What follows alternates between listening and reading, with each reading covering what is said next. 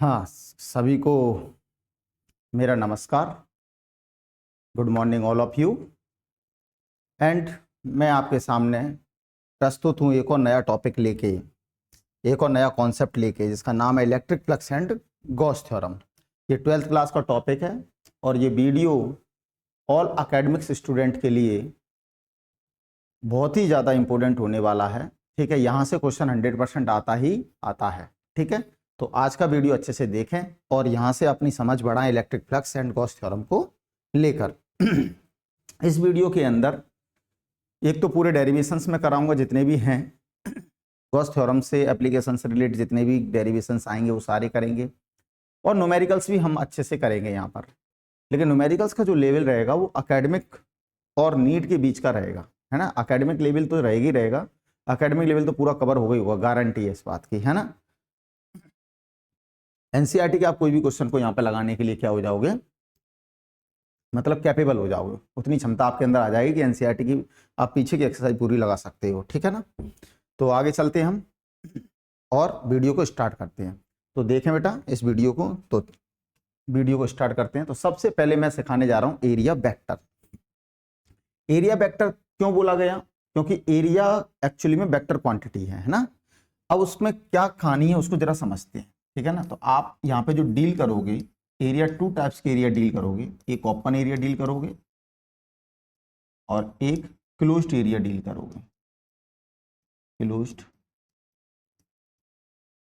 Area, open area, closed area, 2 type के area आप deal करोगे।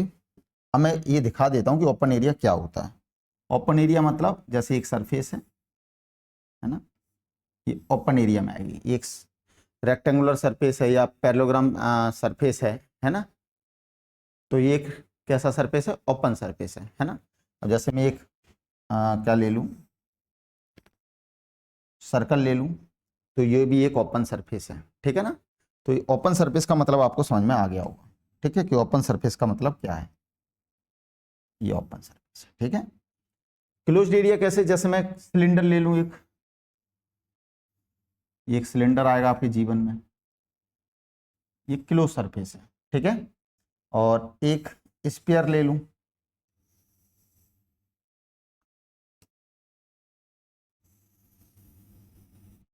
ठीक है, स्फीयर ले लूं, तो मैं लिख देता हूं ये सर्कल है और ये स्फीयर है और ये सिलेंडर है। ठीक है, और ये हमारी क्या है, पैरेललोग्राम सरफेस या रेक्टेंगुलर सरफेस है ना, जिसे हम सीट कह सकते हैं ना, सीट। ठीक है, एक सीट। अब बात आती है कि इसका एरिया तो आप बचपन से पढ़ते आ रहे हो। क्या पढ़ते आ रहे हो इसका एरिया? अगर मैं इसको बी बोल दूं और इसको एल बोल दूं, तो इसके एरिया हो जाएगा शीट का एल इंटू बी। और इसकी रेडियस अगर मैं आर लिख दूं तो इसका एरिया आप तुरंत बता दोगे कि एरिया ऑफ सर्कल होता है सर पाई आर स्क्वायर। ठीक है, अगर मैं सिलेंडर का लेंथ दे दूं एल, सिलेंडर का लेंथ दे दूं एल, उसकी रेडियस दे दूं आर, तो आप इसका एरिया ही बता दोगे। कितना होगा? 2 pi r l plus 2 pi are square. ठीक है ना, क्लियर है ना, ये इसका एरिया हो जाएगा। अगर मैं इसकी रेडियस दे दूं स्फीयर की, तो स्फीयर का आपको एरिया पता ही है 4 पाई आर। ठीक है, तो मैग्नीट्यूड आपको पता ही है, यानी किसी भी एरिया को, है ना, हमें उसका मैग्नीट्यूड, हर एरिया का मैक्सिमम पता है। हम छोटी क्लासों में 10th क्लास तक एरिया पढ़ लेते हैं। अभी हमें बात करनी है एरिया वेक्टर। इसकी बात करनी है एरिया वेक्टर। अगर एरिया वेक्टर अगर मैं बोल दिया तो इसका मतलब ऐसे लिखूंगा ए वेक्टर मॉड ए और ए कैप। ठीक है ना, तो आप जानते हो मॉड ए क्या बताता है? मैग्नीट्यूड।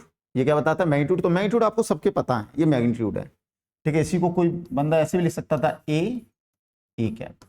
तो ए मतलब मैग्नीट्यूड, ये सब आपको मैग्नीट्यूड पता है। अब ए कैप को देखना है कि ओपन सरफेस में ए कैप कैसे देखेंगे, क्लोज सरफेस में ए कैप कैसे देखेंगे। तो ऑब्जर्वर का ध्यान रखना आप तो बस। ठीक है, है ना। तो a cap always, a cap always along with normal of the given surface, given, यानी अगर नॉर्मल का पता लगा लिया, ए कैप पता लगाने के लिए नॉर्मल का पता लगा लो, नॉर्मल का पता लगा लिया तो क्या हो जाएगा आपका ए कैप आ जाएगा। अब मैं आपसे कहूं कि इसका नॉर्मल क्या होगा, तो इसका नॉर्मल ऊपर भी जा सकता है, इसका नॉर्मल नीचे भी जा सकता है। तो इसका ए कैप ऊपर भी हो सकता है और इसका ए कैप नीचे भी हो सकता है, ठीक है ना, क्लियर है ना। तो ए कैप ऊपर हो गया। अब यहां अगर मान लो ऑब्जर्वर यहां खड़ा है, ऑब्जर्वर डिपेंडेंट होता है, ध्यान रखना, ऑब्जर्वर से दूर, ठीक है ना, away from observer, away from observer, ये लिखा रहा हूं। तो यहां पर कैसे देखेंगे, ऑब्जर्वर देख के, अगर मान लो आप नीचे खड़े हो तो ऊपर की साइड, ऊपर खड़े हो तो नीचे। तो मैंने अपनी आई बना दी यहां पर कि मैं यहां से देख रहा हूं उसको, इसलिए कैप, अब मैं यहां से देख रहा हूं तो इसका ये कैप किधर हो जाएगा, नॉर्मल के अलोंग, नॉर्मल के, ठीक है, यानी perpendicular to the surface 90 degree. अब यहां पर कैसे देखेंगे, यहां पर हमेशा आप कहां बैठोगे, अंदर बैठोगे, क्लोज सरफेस के आप हमेशा कहां होगे, अंदर। ऑब्जर्वर कहां होगा बेटा, अंदर। तो क्लोज सरफेस के ऑब्जर्वर कहां होगा, अंदर। और क्लोज सरफेस के ऑब्जर्वर अंदर होगा तो आप देख पा रहे हो, क्या देख पा रहे हैं बेटा, यहां पे कौन सी सरफेस है, कर्ड सरफेस। कर्ड सरफेस इस तरीके से बनाएंगे, इसका एरिया ऐसे जाएगा, यहां जो एरिया है तो इसका एरिया ऐसे जाएगा, यहां है तो इसका एरिया ऐसे जाएगा। तो इसे मैं अगर मान लो क्या कह दूं, लेफ्ट, इसे राइट, है ना, लेफ्ट, और इसे राइट, और इसे कर्व्ड सरफेस कह दूं, तो ये हो जाएगा AC, ये हो जाएगा हमारा AL, और ये हो जाएगा हमारा AR, ठीक है ना। अब जरा मैं बताऊं, जरा सिलेंडर के बारे में बात करूं, तो अगर मैं सिलेंडर ऐसे मान लेता हूं कि ये सिलेंडर है, देख पा रहे हो सिलेंडर है ऐसे, है ना, ये सिलेंडर है, तो सिलेंडर की ये वाली जो सरफेस है वो कर्व्ड है, ये वाली सरफेस वो क्या है, कर्व्ड सरफेस, और ये फ्लैट सरफेस है। तो फ्लैट सरफेस का एरिया तो हर जगह क्या रहेगा, एरिया वेक्टर कांस्टेंट रहेगा, चाहे यहाँ डाल लो तो भी इधर आएगा, चाहे यहाँ डाल लो, यहाँ डाल लो, यहाँ डालो, कहीं भी नॉर्मल डालोगे आप, सारे नॉर्मल क्या रहेंगे, पैरेलल रहेंगे, तो किसी भी नॉर्मल के अलोंग आप ले सकते हो। बट कर्व सरफेस देखो, अगर यहाँ पॉइंट लिया तो ऐसे जाएगा, है ना, रेडियली जाएगा, ध्यान रखना, है ना, इस तरीके से ऐसे, इस तरीके से ऐसे, इस तरीके से ऐसे, यहां लेंगे तो इस तरीके से ऐसे। तो हर एक पॉइंट पर क्या होगा, एरिया वेक्टर अलग अलग होगा, हर एक पॉइंट पर एरिया वेक्टर क्या होगा, अलग अलग। और हर एक पॉइंट पर अगर एरिया वेक्टर अलग अलग होगा तो इसलिए हम हमेशा स्मॉल एलिमेंट कट करेंगे और फिर हम बातें करेंगे। अब ऐसे यहां पर भी बात करें स्फीयर के अंदर, तो स्फीयर के अंदर जो रेडियस,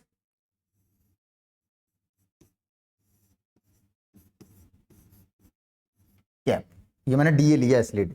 अच्छा, हो सकता है एग्जामिनर डीएस अपन यूज करें, तो डीए डीएस कुछ भी यूज करेंगे, यही काम होना है। तो मैंने आपको अच्छे से ये एरिया वेक्टर के बारे में पूरा बता दिया है, कुछ भी ऐसा नहीं है जो बचा है होगा ठीक है ना। यहाँ पे लिखा है an area vector is a vector quantity assigned to a surface where the magnitude equal to the surface area. देखो मैग्नीट्यूड सरफेस एरिया इक्वल है and the direction is oriented perpendicular to the surface, ठीक है। तो आप अगर यहाँ पर समझ नहीं पाए हो तो यहाँ पढ़ के भी आप समझ सकते हो। It is a primarily used in physics and vector calculus to determine the orientation of surface when calculating electric flux और magnetic flux। फिर इसके अंदर हम इलेक्ट्रिक फ्लक्स और मैग्नेटिक फ्लक्स के लिए हम इसे यूज करेंगे, ठीक है, ओरिएंटेशन पता लगाने के लिए सरफेस का ओरिएंटेशन कैसा है। It is denoted by a vector equal to mod A to A cap, और ए कैप को एन कैप भी कह सकते हैं, नॉर्मल के अलोंग होता है ना, ये नॉर्मल है, ये क्या है बेटा इसका नॉर्मल, तो नॉर्मल के अलोंग होता है इसलिए हम इसे एन कैप भी कह सकते हैं, ठीक है ना।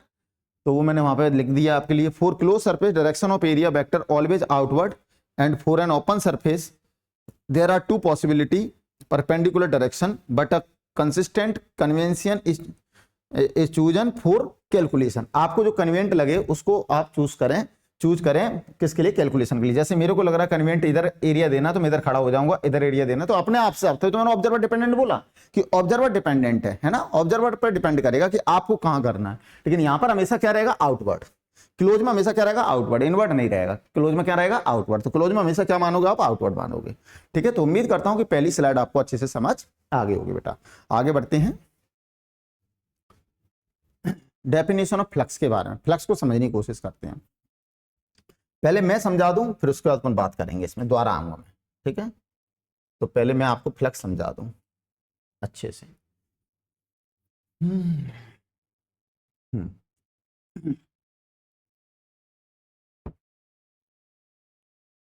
इलेक्ट्रिक फ्लक्स, आगे जाके आप मैग्नेटिक फ्लक्स भी पढ़ोगे, अभी आप इलेक्ट्रिक फ्लक्स पढ़ रहे हो, तो आप अच्छे से समझ लें पहले इसको। डू नॉट मैं फाई ई से कर रहा हूं इसको, है ना, हो सकता है फाई से कराना, कोई दिक्कत नहीं। फाई ई तो मैं इसलिए लिख रहा हूं कि आपको सही समझ में आएगी, फाई इलेक्ट्रिक की बात चल रही है, ई मतलब कुछ नया नहीं है ना। आप इसको फाई से भी कर सकते हो, अकेला फाई भी कर सकते हो ना, फाई, इस तरीके से आप इसको कर सकते हो, ठीक है ना। अब होता क्या, इसको फील करें आप जरा। एक्चुअली में हम मान के चल रहे हैं कि हम किसी फील्ड में हैं, हम इलेक्ट्रिक फील्ड में हैं, ये मान लो आपका इलेक्ट्रिक फील्ड है,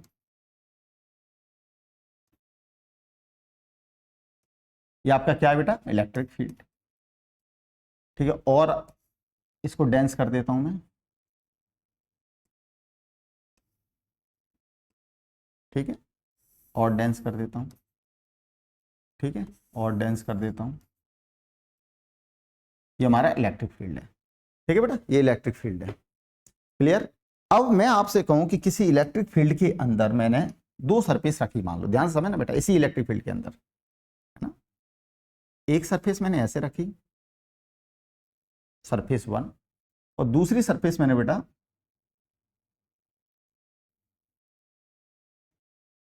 ऐसे रखी, ठीक है, क्लियर है ना। एक सरफेस मैंने ऐसे रखी और एक सरफेस मैंने ऐसे रखी, थोड़ा सा शेप अलग हो गया,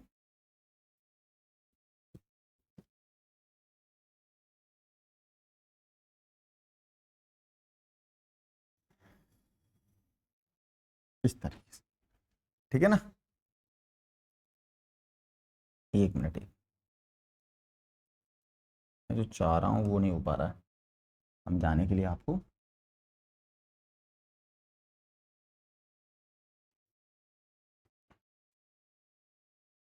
सही नहीं बन रहा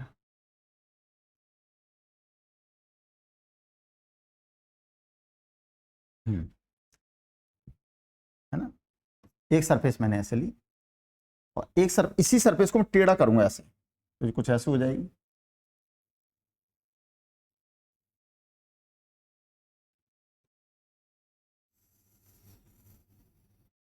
इसी सरफेस को मैंने थोड़ा सा टिल्ट कर दिया है, ठीक है, थोड़ा सा टिल्ट कर दिया। टिल्ट करने से क्या होगा, इस तरीके से ऐसे आ जाएगी इनके बीच में, ठीक है ना। तो इसी सरफेस को मैंने टिल्ट किया है, ठीक है, तो इसी को टिल्ट किया है। अब दोनों में डिफरेंस देखें जरा, मैं आपसे कहूं कि इसका नॉर्मल कहां है, तो आपका नॉर्मल ये रहा, और मैं कहूं इसका नॉर्मल कहां है, तो इसका नॉर्मल ये रहा बेटा, है कि नहीं। तो ये इसका ए कैप हो गया और ये इसका ए कैप हो गया, बिल्कुल बात सही है कि नहीं सही है। अब मैं आपसे क्या बोलूं, एक क्वेश्चन पूछ रहा हूं कि इसमें से number of electric line of force कितनी निकल रही है, तो आप बोलोगे 1 2 3 4 5, है ना।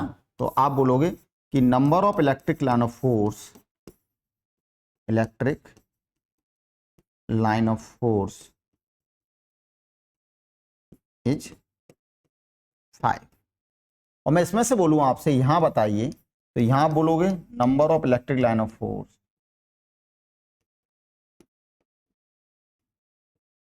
Force 1 2 3 is 3। तो इसको थीटा एंगल से ये टिल्ट कर दिया, देखो आप देख पा रहे हो, पहले की कंपेयर में थीटा एंगल से क्या हो गया, टिल्ट हो गया। तो अगर किसी सरफेस को हम थीटा एंगल से टिल्ट कर रहे हैं, तो इन दिस केस हो क्या रहा है, चेंज क्या हो रहा है, number of electric line of force क्या हो रही है, डिक्रीज हो रही है, number of electric line of force decrease हो रही है। यानी कहने का मतलब क्या है कि फ्लक्स का कुछ रिलेशन जो है वो number of electric line of force से है। तो ये इसकी डेफिनेशन है कि किसी भी गिवन एरिया से, किसी भी गिवन एरिया से कितनी number of electric line of force क्या हो रही हैं, पास हो रही हैं, ठीक है ना। उसी number of electric line of force को हम इलेक्ट्रिक फ्लक्स के फॉर्म में बात करते हैं, मतलब उसी को हम इलेक्ट्रिक फ्लक्स बोलते हैं। यानी number of electric line of force passing through from a given area is called electric flux. तो इलेक्ट्रिक फ्लक्स कुछ नया नहीं है, इलेक्ट्रिक फ्लक्स केवल ये काउंट करने की कोशिश कर रहा है कि गिवन एरिया से कितनी लाइन ऑफ फोर्स पास हो रही है।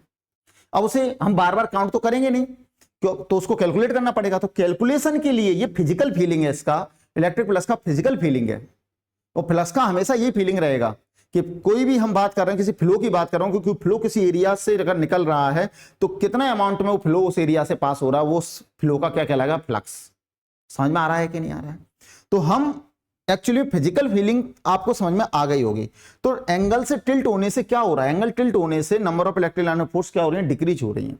अगर मैं एक और सरफेस बनाऊं, ध्यान से देखना बेटा, एक और सरफेस बनाऊं, इसी सरफेस को और टिल्ट कर दूं, ये और टिल्ट कर दी, तो अब इसका एरिया वेक्टर किधर हो गया, अब इसका एरिया वेक्टर बेटा ऊपर हो गया जस्ट। तो आपको थोड़ा सा फील नहीं आ रहा है कि इसमें से कोई लाइन पास नहीं होगी, तो इसमें से number of line, number of electric line of force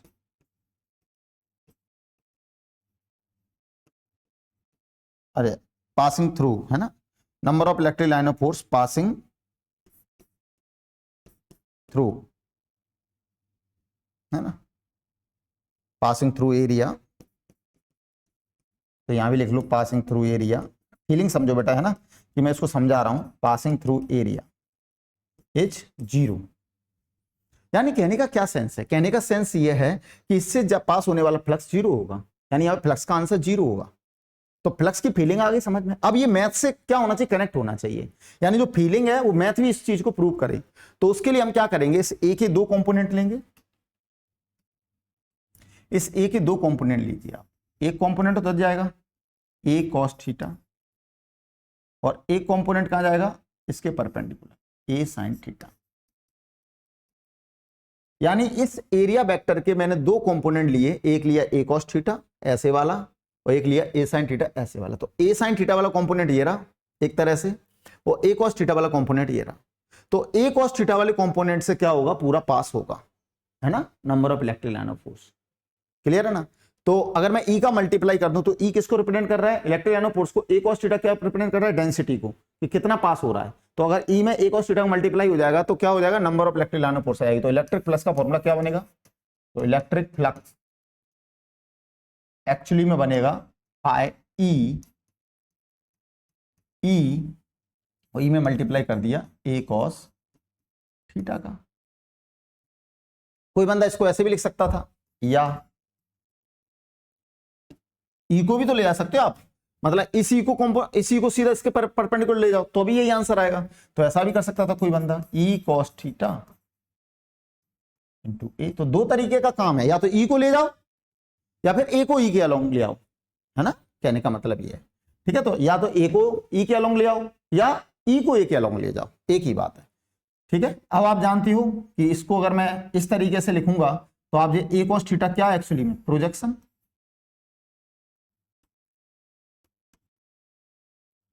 projection of area,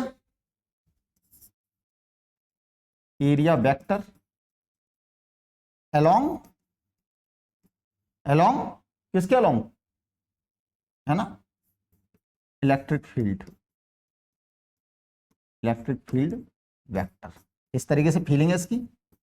और ई कॉस थीटा क्या होगा, E cos theta projection of E vector along A vector. ठीक है, ऐसे ही बोल सकते हैं अपन। अब इतना अगर आपने समझ लिया है, इसकी फीलिंग यहां समझ ली है, पूरी आ गई है माइंड में, तो फाई ई एक्चुअली में क्या लिख दूं मैं, ई डॉट ई, ये भी लिख सकता हूं, बिल्कुल सर ये भी लिख सकते हैं आप, और ई ए कॉस थीटा। ठीक है, बट ये दोनों फॉर्मूले कब एप्लीकेबल है, ये दोनों फॉर्मूले एप्लीकेबल हैं किसके लिए, कि throughout area, throughout area E क्या रहा है, कांस्टेंट। समझ में आ रहा है कि नहीं आ रहा है, कि कहीं भी ई और ए में क्या नहीं होना चाहिए, वेरिएशन नहीं होना चाहिए, तब ये फॉर्मूला लगेगा। क्लियर है ना? और इसके लिए ई कैसा दिया जाएगा, अगर आप ई को इस तरीके से लिख पाओ, E x i cap, E y j cap, E z a cap. और एरिया कैसे लिखोगे, A x i cap, A y j cap, A z k cap. तो एरिया वेक्टर को इस तरीके से लिख सकते हैं, तो इसमें रख दोगे तो फॉर्मूला आ जाएगा आपका। आ गया समझ के नहीं आया? अगर आपका क्या ई एरिया के साथ बदल रहा है तो फिर हम इंटीग्रेशन लगाएंगे, integration surface integration E dot D, surface integration E dot D. Double होता है एक्चुअली में इस तरीके से, ठीक है? तो आप समझ जाना कि सरफेस इंटीग्रेशन है ना। तो मैं ये यहाँ पे इस तरीके से ना लिखते हुए ऐसे लिख देता हूं, surface, surface integration E dot D. ये कब लगेगा? इफ ई फंक्शन हो ए का, ई फंक्शन हो ए का तब ये लगेगा, यानी ई ए के साथ क्या हो रहा, वेरी हो रहा हो। जैसे ध्यान रखो, अभी आपने सिलेंड्रिकल से पढ़ा था, सिलेंडर से में इस पॉइंट पर ई ऐसे जा रहा है, या है ना, इस पॉइंट पे ई ऐसे जा रहा है, इस पॉइंट पे ई ऐसे जा रहा है, इस पॉइंट पे ई ऐसे जा रहा है।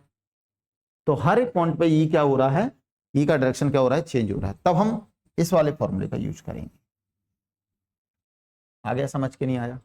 क्लियर कट है माइंड में? अब इस फॉर्मूले से रिलेट देखें जरा। अगर मैं आपसे बात करूं phi equal to E A cos theta को और एनालिसिस आपके सामने करूं, तो डायग्राम अगर मैं इसका बनाऊं तो क्या बनेगा?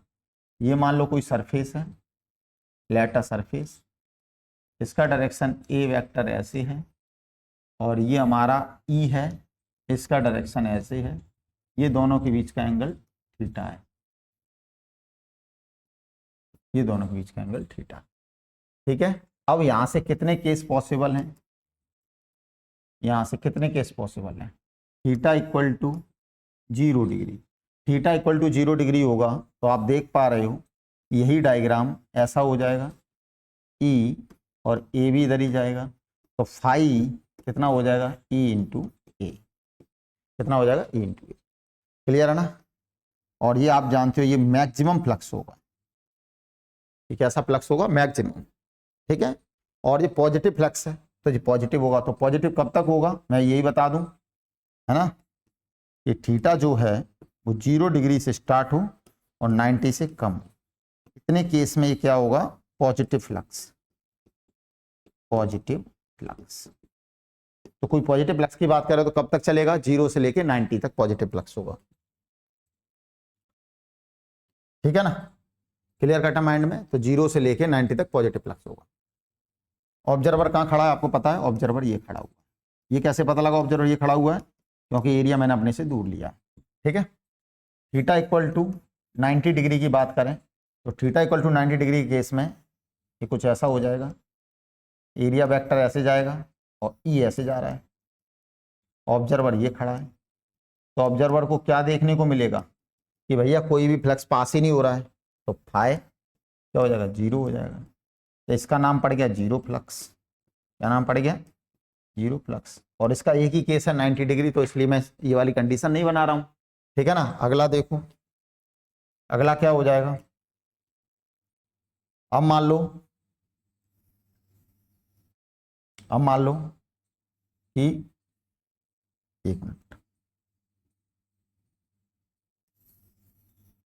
अब मान लो एरिया ये गया, ठीक है, और ई ऐसे गया और एरिया ऐसे गया है। ऑब्जर्वर कहाँ होगा, यहाँ होगा, ठीक है? तो ये क्या देख रहा है, ऑब्जर्वर तो भी यही है ना, ठीक, कोई बात नहीं, कोई बात नहीं, कोई बात नहीं, हाँ ठीक है, कोई दिक्कत नहीं, तब भी आप आंसर दे दो, कोई परेशानी वाली बात नहीं है 1% भी, ठीक है ना? ये देखो जरा ध्यान से, तो ऑब्जर्वर हमेशा ए से दूर रखना है, ठीक है? तो आपको समझ में आ जाएगा। तो यहाँ एंगल कितना हो गया, 180 डिग्री में, स्पेशल केस ले रहा हूँ 180 डिग्री। तो 180 डिग्री में फाई क्या हो जाएगा, ई ए कॉस 180, और कॉस 180 कितना होता है, -1, तो माइनस ई ए। अभी फ्लक्स कैसा आया है, नेगेटिव फ्लक्स, कैसा आया है, नेगेटिव फ्लक्स।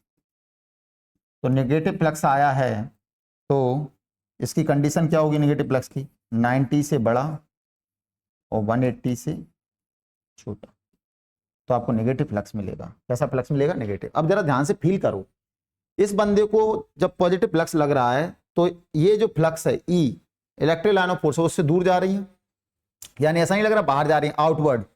तो अगर किसी सरफेस से आउटवर्ड जा रहा है यानी उस ऑब्जर्वर से दूर जा रहा है फ्लक्स, तो उसे पॉजिटिव फ्लक्स कहेंगे। समझ में आ रहा है कि नहीं आ रहा? कैसा फ्लक्स कहेंगे? Positive flux. तो आउटवर्ड है ना, outward from surface called positive flux. ठीक है, ये आप अपने अनुसार ही बना सकते हो। आप, मैंने कहा नहीं मैं तो यहां खड़ा हूंगा, एरिया भी मैं अपनी तरफ ही लूंगा। समझ में आ रहा है? तो इनवर्ड वाला आपके लिए पॉजिटिव हो जाएगा फिर, है ना? तो ऐसा कुछ नहीं है, है ना? तो आप, मैं आउटवर्ड अपनी अपने रेस्टोरेंट, मैंने ये मान के चला हूं कि मैं ऑब्जर्वर हूं और मैं हमेशा ओपन सरफेस के लिए एरिया जो है अपने से दूर लूंगा।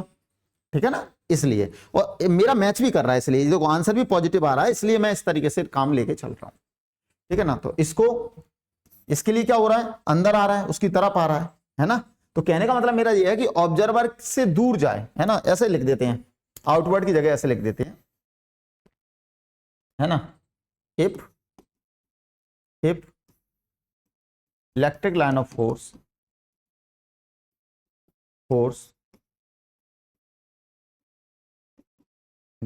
going away from observer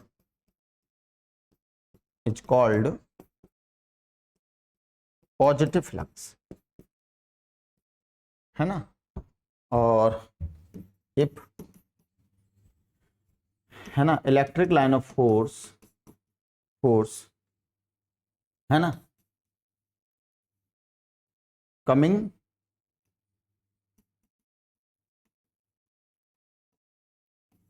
towards observer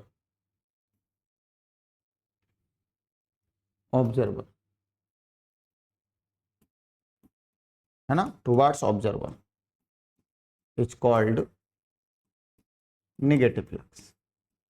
ये मैं अपने अनुसार लिख रहा हूं क्योंकि मैंने इस तरीके से माना और मेरा मैच भी कर रहा है उससे, है ना? मैच भी कर रहा है। जैसे अब जरा ध्यान से देखो, क्लोज सरफेस होती मान लो, जैसे मैं आपसे कहूं ये क्लोज सरफेस है ना, और इसमें मान लो कोई प्लस क्यू बैठा हुआ है, तो प्लस क्यू कैसे निकाले इलेक्ट्रिक लाइन ऑफ फोर्स? इस तरीके से, इस तरीके से। आ रहा समझ के नहीं आ रहा? इस तरीके से, इस तरीके से। तो मैं आपसे कहूं ऑब्जर्वर कहां है? ऑब्जर्वर अंदर है, तो फ्लक्स क्या कर रहा है? ऑब्जर्वर से दूर जा रहा है कि नहीं जा रहा? तो इसे कौन सा फ्लक्स कहेंगे? Positive flux. ठीक है ना? कौन सा फ्लक्स कहेंगे? पॉजिटिव फ्लक्स, क्योंकि एरिया आप देखो ना, एरिया क्या है? एरिया वेक्टर ये बनेगा, ये एरिया वेक्टर है और ये ई वेक्टर है। तो देखो मैच करा कि नहीं करा? अब जैसे मान लो नेगेटिव चार्ज होता है यहां, क्या होता है यहां? नेगेटिव चार्ज होता है, माइनस क्यू। तो माइनस क्यू के लिए अगर मान लो सरफेस आपने बना ली तो ये ऐसे अंदर आएगा, आएगा नहीं आएगा? अभी भी आपका ऑब्जर्वर कहां? अंदर है, क्योंकि तुम्हें पता अंदर ही बैठाना पड़ेगा, है ना? क्लोज सरफेस के लिए अंदर बैठाते हैं, अभी बताया थोड़ी देर पहले। तो आप बताओ मुझे सोच के, अभी क्या हो रहा है? एरिया कहां जा रहा है? एरिया बाहर जा रहा है। ई कहां आ रहा है? अंदर आ रहा है। तो उसकी तरफ आ रहा है कि नहीं आ रहा? देखो ई उसकी तरफ आ रहा है कि नहीं आ रहा? तो ये कैसा फ्लक्स कहलाएगा? क्या बोलेगा? अरे नेगेटिव फ्लक्स है भाई, नेगेटिव फ्लक्स। तो फ्लक्स 3 टाइप का मिल सकता है, पॉजिटिव, नेगेटिव एंड जीरो। तो कब नेगेटिव, कब पॉजिटिव, कब जीरो बोला जाएगा, ये समझ में आ गया नहीं है? तो ये 2 स्लाइड में आपका पूरा फ्लक्स कंप्लीट है। तो फ्लक्स की फीलिंग कंप्लीट है, फ्लक्स का सब कुछ कंप्लीट है। अगर आपको फ्लक्स को समझना है तो ये 2 स्लाइड को अच्छे से पढ़ लेना और अपने शॉर्ट नोट में लिख लेना। अब अगर आपको प्रॉपर मैनर में एक बुकिश लैंग्वेज पढ़नी है तो ये लिखा हुआ है, it can be defined as the total number of electric field lines passing through an area of cross section. ठीक है, electric flux can be defined as the net flow of electric field through a given area of cross section. Mathematically phi equal to E a cos theta, phi equal to E dot A. It is applicable there where electric field intensity constant throughout surface। मैंने बोला था कि दोनों applicable तभी होंगे जब through out constant, मतलब intensity constant रहे थ्रू आउट सरफेस, पूरी सरफेस पर इंटेंसिटी क्या रहेगी? कांस्टेंट। अगर वो वेरी कर रही है तो इंटीग्रेशन हो जाएगा ई डॉट डी ए, या ई डॉट डी ए को खोलो तो E D A cos theta आएगा, वो तो सिंपल सी बात है। It is a scalar quantity, तो स्केलर की तरह डील करेंगे, वेक्टर का टेंशन नहीं लेना है। ऐसा यूनिट इसकी न्यूटन पर कूलम मीटर स्क्वायर। आप जानते हो कि ई की न्यूटन पर कूलम और एरिया की मीटर स्क्वायर होती है, तो न्यूटन पर कूलम मीटर स्क्वायर और वोल्ट इंटू मीटर। आप चाहो तो इसका ये डायमेंशन फॉर्मूला निकाल सकते हो, क्योंकि आप 11वीं क्लास पढ़ के आए हो, आराम से निकाल सकते हो। नहीं निकाल पा रहे हो तो मैं निकाल के यहाँ पे दिखा देता हूँ, यहाँ पे निकाल के दिखा देता हूँ, ठीक है। तो फाई का फॉर्मूला बन रहा है ई इंटू ए।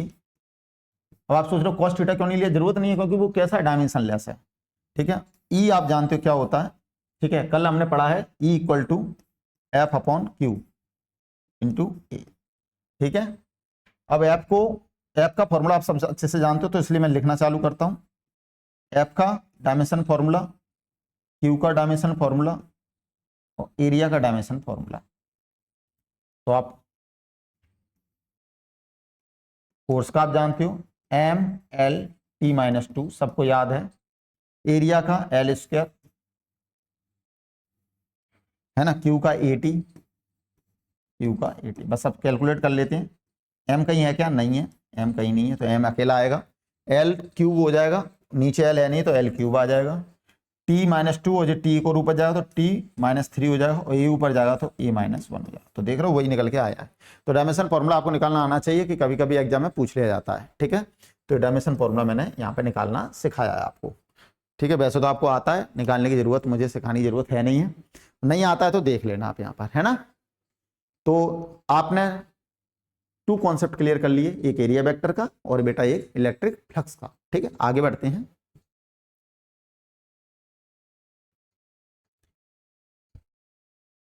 अगला हम ले रहे हैं, अगला कॉन्सेप्ट हम ले रहे हैं, ये हमने पढ़ लिया है, 0 से 90 पॉजिटिव फ्लक्स, है ना। Electric line of force inter into surface, ठीक है, ये गलत लिखा है ना। आउटवर्ड, इनवर्ट की जगह क्या लिख दें अपन, आउटवर्ड, ठीक है, क्लियर है ना। इनवर्ट की जगह क्या लिख दें, आउटवर्ड, क्योंकि आप जान रहे हो मैथमेटिकली, मतलब मैंने जो सिखाया उसके अनुसार बोल रहा हूँ। ये तो अब डिपेंड करता है मतलब मैन टू मैन। तो यहाँ पर क्या कर देते हैं, आउटवर्ड, और यहाँ पे क्या हो जाएगा, इनवर्ट। ठीक है, ये इस तरीके से भी लेता है कोई आदमी कि अंदर जा रहा है, यार बढ़ रहा है फ्लक्स, पॉजिटिव कह दो, है ना, बाहर आ रहा है, घट रहा है, नेगेटिव कह दो, इसलिए इस तरीके से बोला। लेकिन अपन मैथ भी मैच करना चाहिए, इसलिए मैं ऐसा कर रहा हूँ, है ना। तो टेंशन ना लेना, ये मैंने पहले ही समझा दिया है, तो बताने की जरूरत नहीं है, ठीक है। Very very important for all academics examination and competition, Gauss theorem. इसका एप्लीकेशन के ऊपर क्वेश्चन आते ही आते हैं, लेकिन हम अकेडमिक में हैं तो इसको प्रूव भी करेंगे, ठीक है ना। इसको अकेडमिक में है तो हम इसको प्रूव भी करेंगे।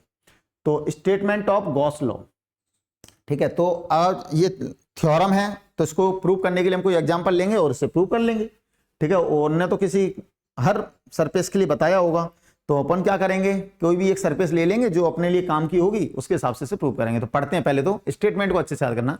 It state that the net flux through, किसकी बात कर रहा है, नेट फ्लक्स की, जो हम फ्लक्स से ही पढ़ के आए उसी फ्लक्स की बात कर रहा है। नेट इलेक्ट्रिक फ्लक्स लिखना चाहिए, net electric flux through a close surface is equal to 1 upon epsilon naught times the net charge enclosed by the surface. This surface is called Gaussian surface and Gaussian surface either real or imaginary, ठीक है। तो 1 upon epsilon naught q enclosed, ठीक है, ये मैंने वहां से ले लिया, तो इसको आप यहां नहीं लिखोगे, इसे हटा देना, ठीक है। तो केवल इतना ही लिखना है आपको, that is phi electric q enclosed upon epsilon not, इतना लिखना है बस। समझ आ रहा है कि नहीं आ रहा है। अब इसको जरा समझने की कोशिश करते हैं हम लोग, ध्यान से समझना क्या कहना चाह रहा है। जैसे आपने चार्ज ले लिया Q1 Q2 Q3, ये प्लस का है, ये प्लस का है, ये माइनस का है, ठीक है। और आपको कैलकुलेट करना है कि भैया मैंने ये सरफेस एक ली है भैया, इससे कितना फ्लक्स पास हो रहा है। तो इस मतलब हमारा गॉस लॉ ये कहने की कोशिश कर रहा है कि इनको पहले क्लोज सरफेस से क्या कर दो, क्लोज कर दो। तो जी बन गई क्लोज सरफेस,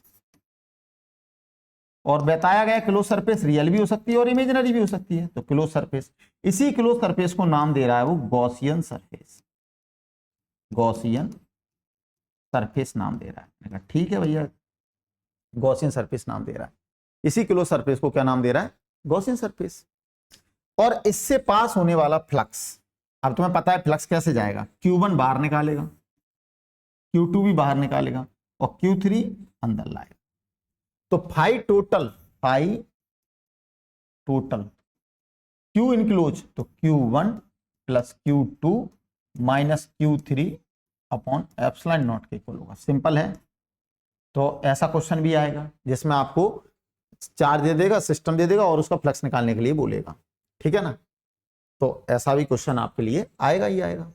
अब हम इसको प्रूव करते हैं इसका यूज करके कि क्या ये ऐसा होता है क्या, ठीक है ना। तो ये तो अपन बाद में लिख लेंगे। तो अभी आपको मैंने स्टेटमेंट ये बोलने की मतलब स्टेटमेंट को यहां पिक्चराइज करने की कोशिश की है। वो कहना ये चाह रहा है कि कोई भी चार्ज सिस्टम हो, ठीक है ना, किसी भी चार्ज सिस्टम को अगर हम किसी क्लोज सरफेस से क्या कर देंगे, इनक्लोज कर देंगे, ठीक है, तो उस सरफेस से, उस जो जिस सरफेस से आपने इनक्लोज किया तो उस सरफेस से, यानी गॉसियन सरफेस से, उसका नाम स्पेशली क्यों बोला, जिससे आप समझ पाओ कि गॉसियन सरफेस से पास होने वाला जितना भी टोटल फ्लक्स होगा वो उसके अंदर टोटल चार्ज के 1/ε0 टाइम्स होगा, ठीक है ना। It state that the net flux through a close surface is equal to 1/ε0 times the net charge, देखो net charge enclosed by the surface. उस सरफेस का नाम इसलिए लिखा है this surface is called Gaussian surface, इससे आपको समझ में आए, ठीक है।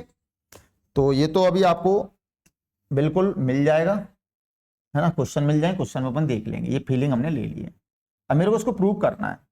तो प्रूव करने के लिए मैं क्या करूंगा, प्रूव करने के लिए क्या करूंगा मैं,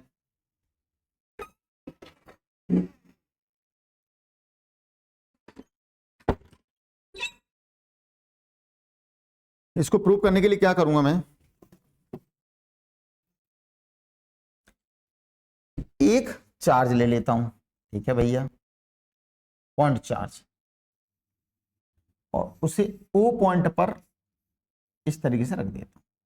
ये मान लो टोटल चार्ज ही है, ठीक है। तो मैं एक सिमेट्रिक चीज बनाऊंगा ना, क्योंकि मुझे ये वाला फॉर्मूला लगाना है। अगर ये वाला फॉर्मूला अगर नहीं लगा तो फिर अपन कैसे प्रूव करना, हमारे पास फ्लक्स को निकालने का ये फॉर्मूला तो है, दिमाग लगाओ, फ्लक्स को निकालने का ये फॉर्मूला, तो इस फॉर्मूले को लगाने के लिए मुझे क्या करूंगा, इजी से इजी क्या लूंगा, सरफेस लूंगा, इजी से इजी मतलब क्या लूंगा, चार्ज डिस्ट्रीब्यूशन लूंगा। तो मैंने एक ही चार्ज ले लिया, ठीक है ना। अब इस चार्ज को मैं क्लोज करने के लिए मैं कोई भी सरफेस यूज कर सकता था, बट मैंने क्या किया, मैंने किया इसको सेंटर मान के, डॉट लूंगा मैं इसलिए, इसको सेंटर मान के, ओ को सेंटर मान के आर रेडियस,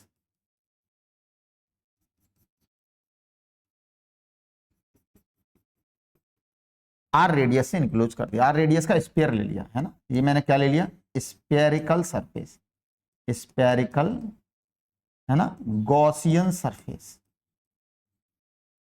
ये मैंने अपने मन से ले ली। क्यों, क्योंकि उसने ऐसा तो मुझसे बोला नहीं है कि ये शेप लेनी है।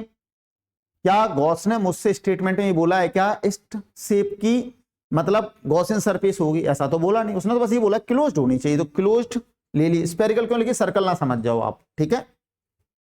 अब इसको सेंटर माना तो ये रेडियस होगी इसकी, ये रेडियस आर हो गई। अब आपको पता है कि मुझे अगर टोटल फ्लक्स निकालना है तो ये वाला फॉर्मूला है मेरे पास।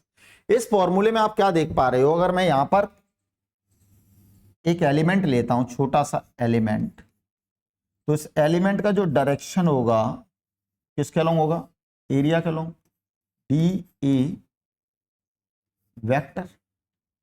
और तुम जानते हो कि प्लस क्यू के कारण इलेक्ट्रिक फील्ड लाइंस कहां जाती है, रेडियली आउटवर्ड, तो इलेक्ट्रिक फील्ड इंटेंसिटी भी इधर ही होगी, है ना। अभी आप देख रहे हो इस डायरेक्शन में है, फिर इस डायरेक्शन में हो जाएगा, अगर यहां लूंगा तो इस डायरेक्शन में, तो ई हर जगह क्या हो रहा है, बदल रहा है। बट अब सबसे अच्छी चीज क्या है, एंगल क्या हो चुका है दोनों के बीच में, 0 degree.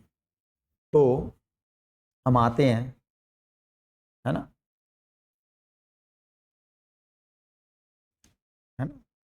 Flux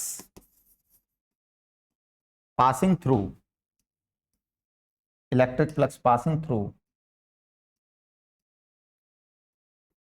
electric flux passing through a small element of area h d phi is equal to E dot D A, इसको लिख देंगे ई डी ए कॉस 0, और कॉस 0 कितना होता है 1, तो E D A equation first. अब हम क्या करूं, टोटल फ्लक्स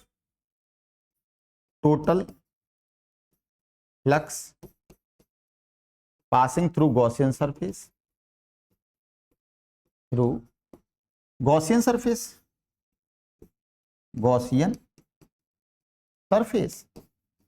तो आपको पता है टोटल फ्लक्स अगर गॉसियन सरफेस से निकालना तो इंटीग्रेशन कर देंगे, डी फाई को अगर बड़ा करना है तो क्या कर देंगे, फाई टोटल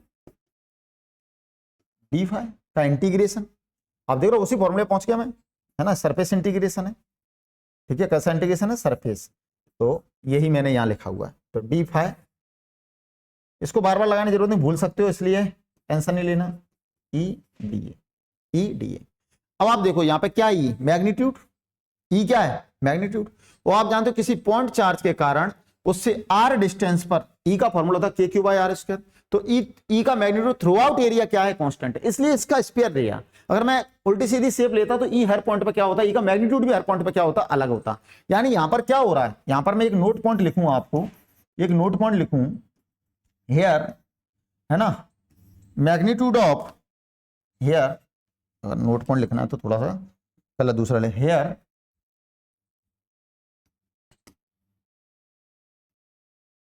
है ना, here magnitude of electric field intensity through out area remains constant, but direction क्या अलग अलग है, हर एक पॉइंट पर डायरेक्शन क्या अलग अलग है, इसलिए अपन ने स्मॉल एलिमेंट कट करके किया है ना, remains constant but direction will be change point two point, है ना, चेंज, ठीक है ना, ये बात ध्यान रखना। अब मेरे को किसकी जरूरत पड़ रही है, तो ई कांस्टेंट है थ्रू आउट एरिया, इसको इक्वेशन सेकंड कह देते हैं, है ना, इक्वेशन सेकंड। अब मेरे को क्या निकालना है, इलेक्ट्रिक फील्ड इंटेंसिटी, तो electric field intensity at Gaussian surface due to charge Q H, तो E equal to K Q by R square, देखो E equal to K Q by R square, ठीक है ना, ये फॉर्मूला कल पढ़ा था हमने, है ना।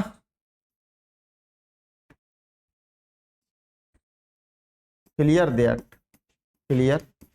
That E is constant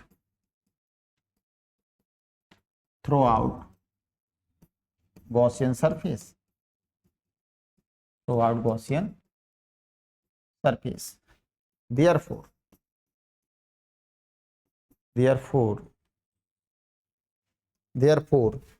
from equation second,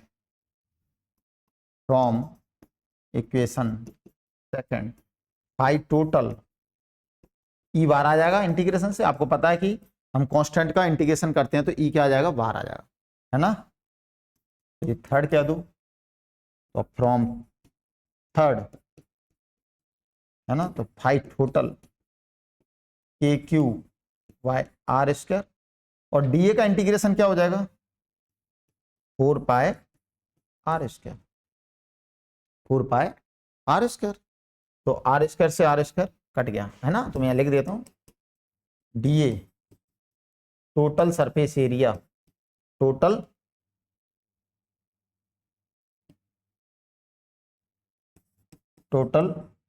surface area of Gaussian surface. मैं गॉसियन क्यों कह रहा हूं, क्योंकि गॉसियन का ही है यहाँ रोल पूरा, तो ये कितना होता है 4 पाई आर स्क्वायर, इसलिए मैंने 4 पाई आर स्क्वायर लिख दिया, आर स्क्वायर से आर स्क्वायर उड़ गया, तो पाई टोटल ये क्या हो जाएगा 1/4πε0 आप जानते हो, पहले से अच्छे से जानते हो, क्यू अप इंटू 4π, 4π से 4π कट गया तो फाई टोटल कितना आ गया,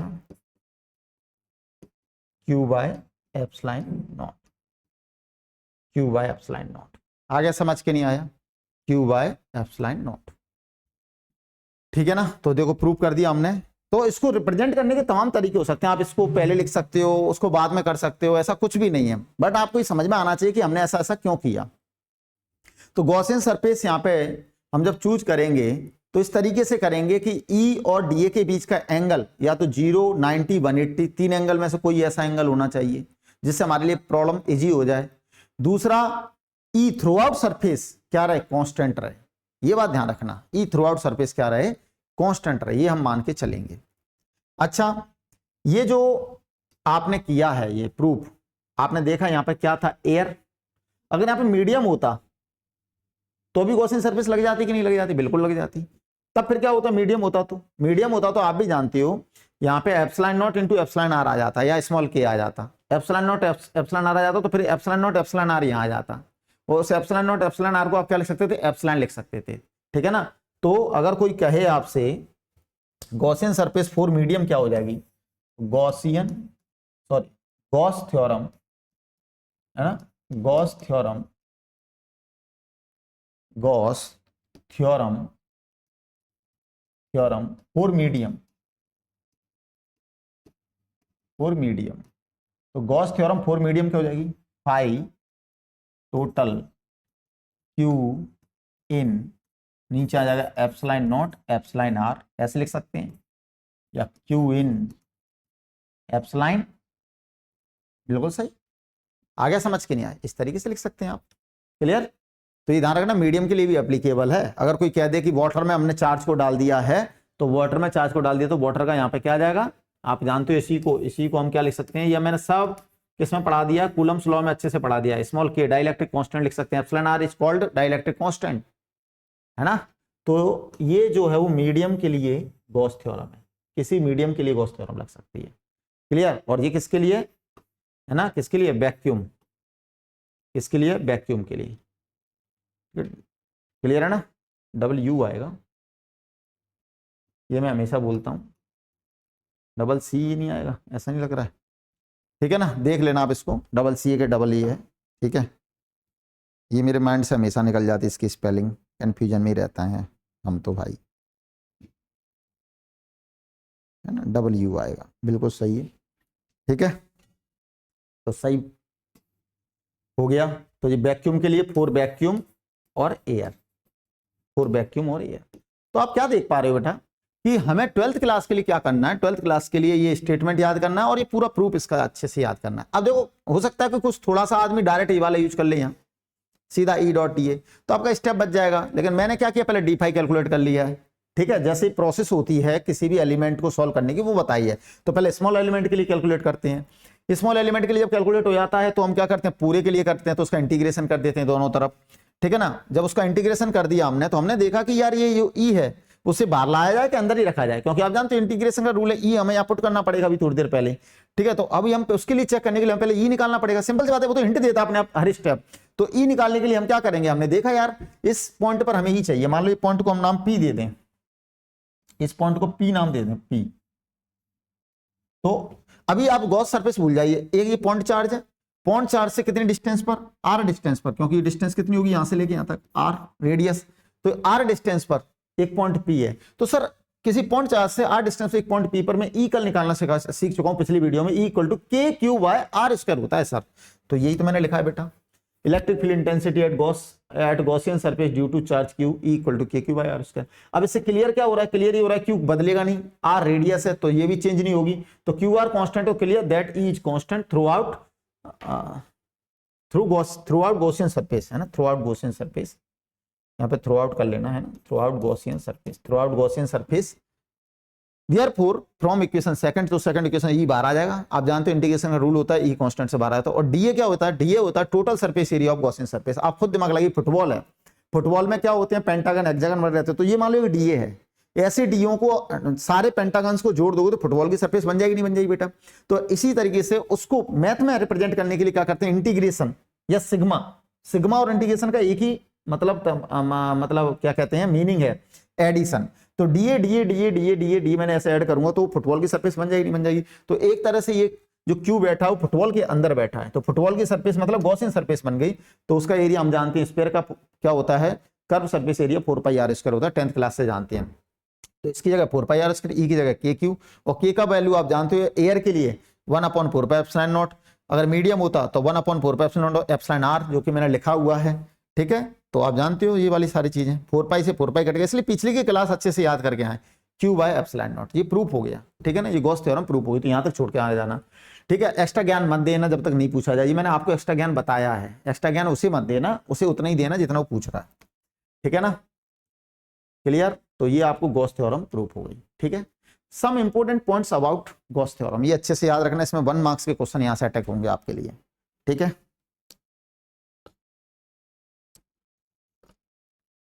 यहां से 1 मार्क्स के क्वेश्चन अटैक होंगे। पहला क्या कह रहा है, flux through Gaussian surface is independent of its shape.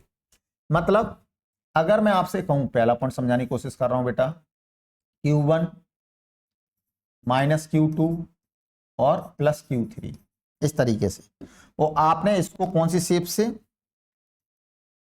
Spherical shape से इनक्लोज कर दिया, तो आई कितना होगा, Q1 minus Q2 plus Q3 upon epsilon not ही होगा। और अगर मान लो आपने इसी सिस्टम को Q1 minus Q2 plus Q3 और इसको रेक्टेंगुलर शेप से कर दिया, मतलब क्यूब में रख दिया, क्यूब में इस तरीके से, तो अब भी फ्लक्स कितना होगा, इतना ही होगा।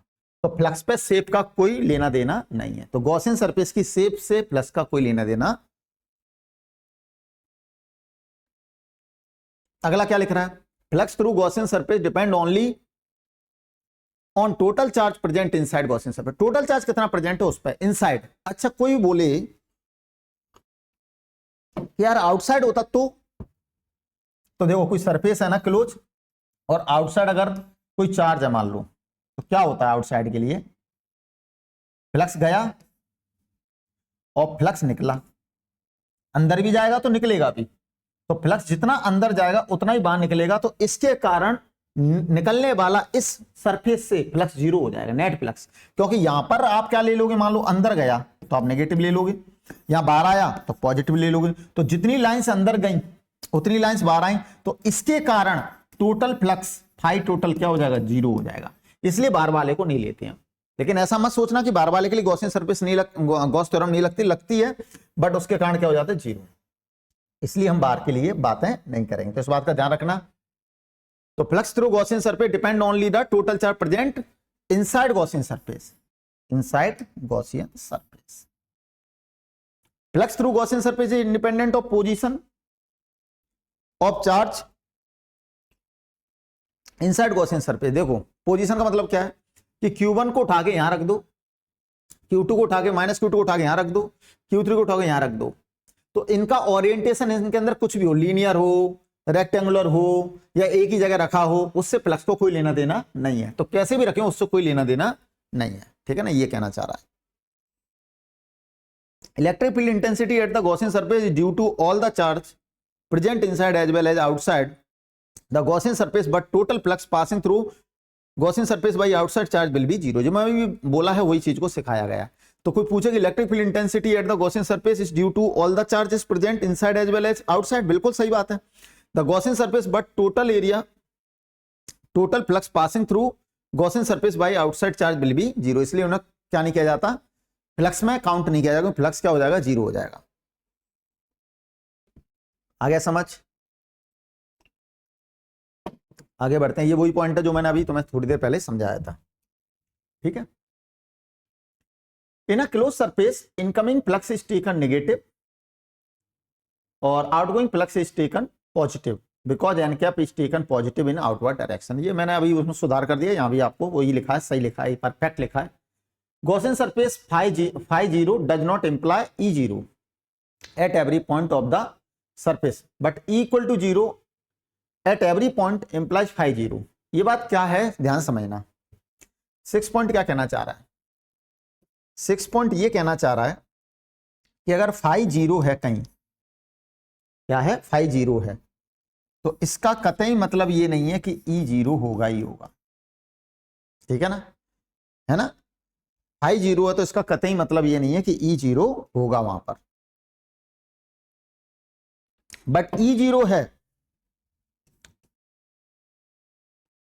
तो फाई जीरो 100% होगा, है ना। ये पॉसिबल है ना। ऐसे नहीं करते इसको, ऐसे कर देते हैं ई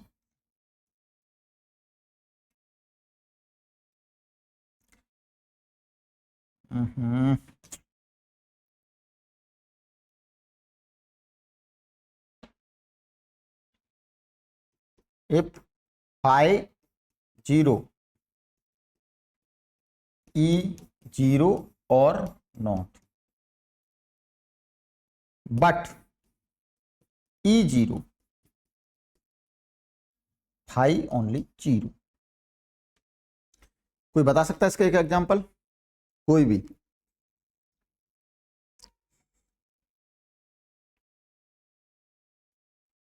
बोलिए,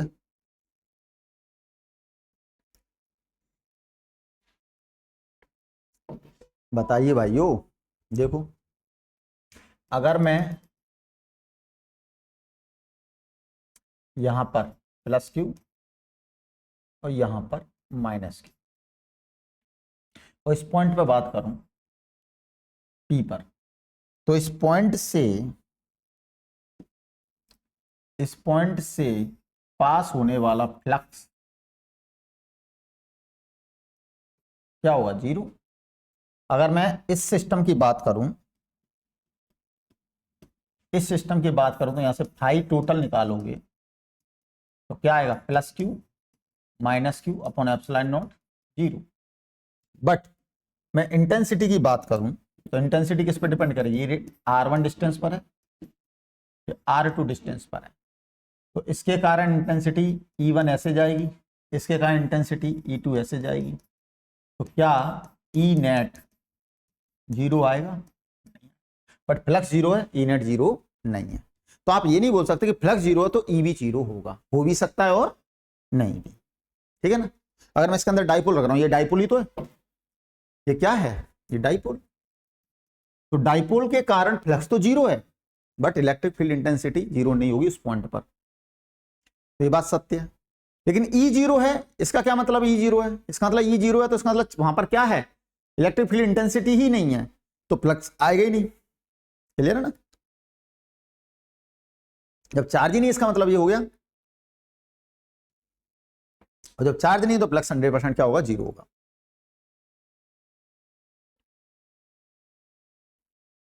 उस पॉइंट पर, क्योंकि पॉइंट से पॉइंट मतलब इलेक्ट्रिक फील्ड का होना मतलब इलेक्ट्रिक लाइन ऑफ फोर्स का होना।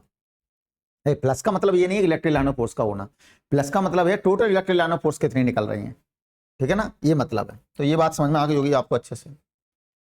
अगला चलते हैं, how to choose shape of Gaussian surface. ये बहुत इंपॉर्टेंट है आपके आगे के डेरिवेशंस के लिए। ये जिसको समझ आ गई वो डेरिवेशन इजीली कर ले जाएगा, तो अच्छे से समझना। हमें पता है कि गॉसियन सरफेस जो है हाइपोथेटिकल और imaginary close surface enclosing a charge is called the Gaussian surface of that charge. Why a clever choice of Gaussian surface, we can easily find the electric field produced by a certain symmetry charge configuration such as linear charge distribution। आप ये पढ़ोगे, हमें क्या symmetric पढ़ना है सब कुछ, unsymmetric नहीं पढ़ना। अनसिमेट्रिक सॉल्व करना हमारे लिए आसान नहीं है। स्पेरिकल चार्ज डिस्ट्रीब्यूशन पढ़ोगे, सीट और प्लेट चार्ज डिस्ट्रीब्यूशन पढ़ोगे। तो ध्यान से देखना, मैं यहाँ पे दिखाने की कोशिश करता हूँ। अगर आप लीनियर चार्ज डिस्ट्रीब्यूशन लोगे, आप लीनियर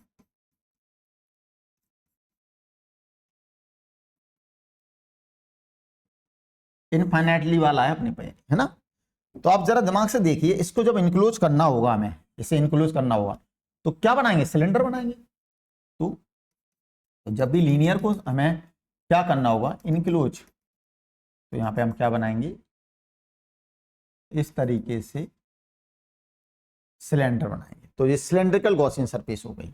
अब सिलेंड्रिकल गॉसियन सरफेस होगी तो यहां देखना सरफेस कैसे है, इसे हम टॉप कहेंगे, टॉप, इसे हम बॉटम कहेंगे, बॉटम, और इसे हम कर्व कहेंगे। 3 सरफेस आएंगी, है ना, कर्व कहेंगे। ठीक है, क्लियर। अब मैं बात कर रहा हूं किसकी, स्फेरिकल चार्ज डिस्ट्रीब्यूशन होता है।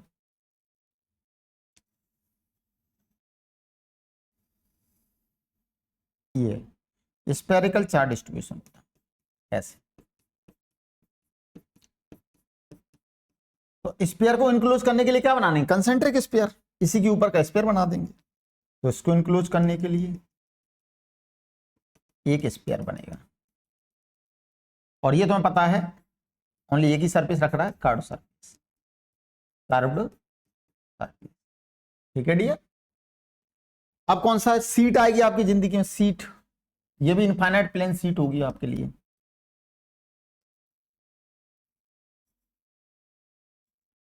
इस तरह की सीट आएगी।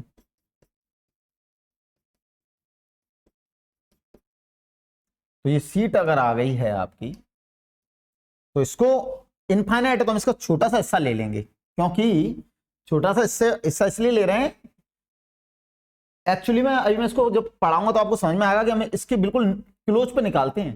क्लोज पे निकालेंगे जब हम, देखो जरा किसी ध्यान से, कि जैसे जैसे हम किसी सरफेस के क्लोज जाएंगे वो सरफेस हमें बड़ी लगने लगेगी। क्या लगने लगेगी, बड़ी, बहुत ज्यादा, ऐसा लगेगा बहुत लंबी है। जो क्लोज से देखेंगे तो ऐसे लगेगा बहुत ज्यादा लंबी है।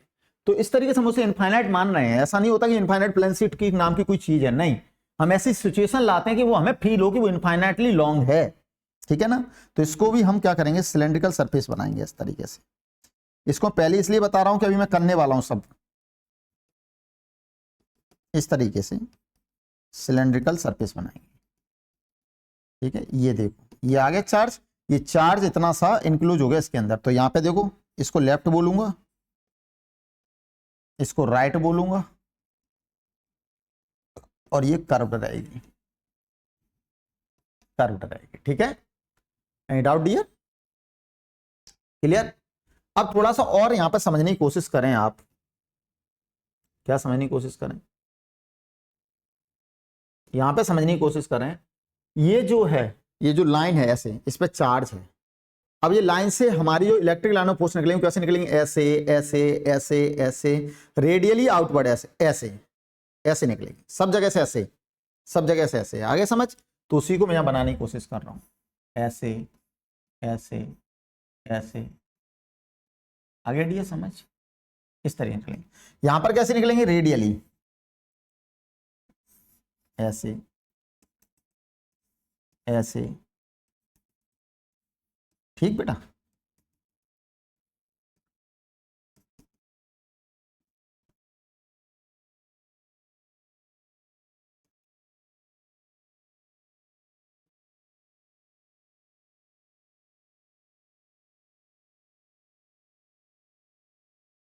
ऐसे निकलेंगे। यहां पर कैसे निकलेंगे, ऐसे ऐसे। आगे समझ, इस तरीके से निकलेंगे यहां। ठीक है ना, इस तरीके से। क्लियर कट है माइंड में। तो उम्मीद करता हूं अच्छे से समझ आ रहा होगा आपको। ठीक है ना। तो यहीं पे मैंने समझा दिया, तो आपको वहां पर जाके दिक्कत नहीं आएगी।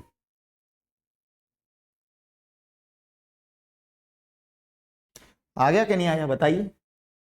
ठीक, ये आपकी समझ में आ गया है। अगर ये आपकी समझ में आ गया है तो आगे बढ़ें।